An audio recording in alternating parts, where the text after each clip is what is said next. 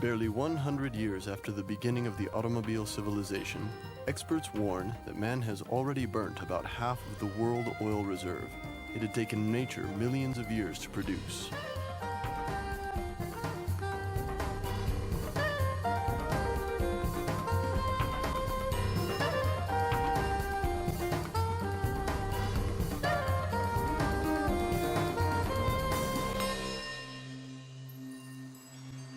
In the past, as today, the big game of black gold has been marked with power struggles between producing and consuming countries.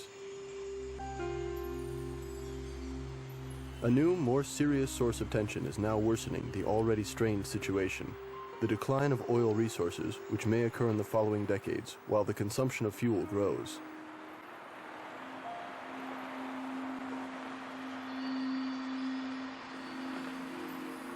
Still, all Americans should become aware that their oil is a non-renewable source of energy, and as such is extremely precious.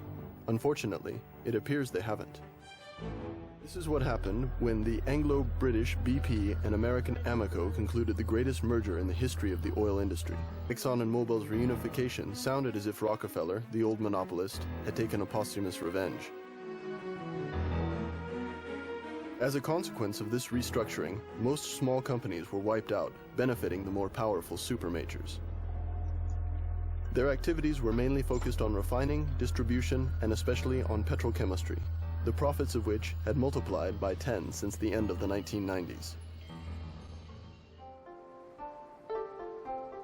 Until the end of the last century, China was oil self-sufficient, but suddenly, at the very beginning of the 21st century, the situation reversed brutally.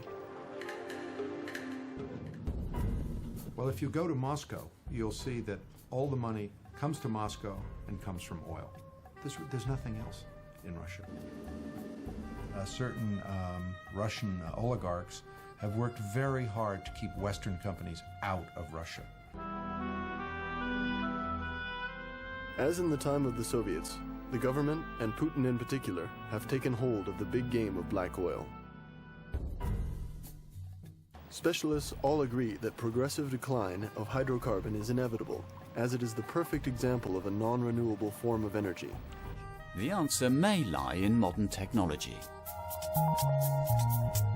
I'm a scientist, my background is in science, and the magic bullet, the new technology, nearly all of those are mirrors, smokes, myths. Certainly technology and science can make things better, but the energy sources, peat and coal and biomass, oil and gas, all of these are natural resources. Technology didn't create the oil.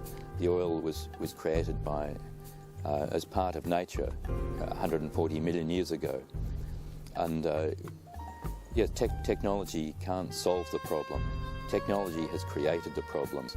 The problem is we are in a technological fix, and technology generally, like better aircraft or better cars or things, may well only make it worse.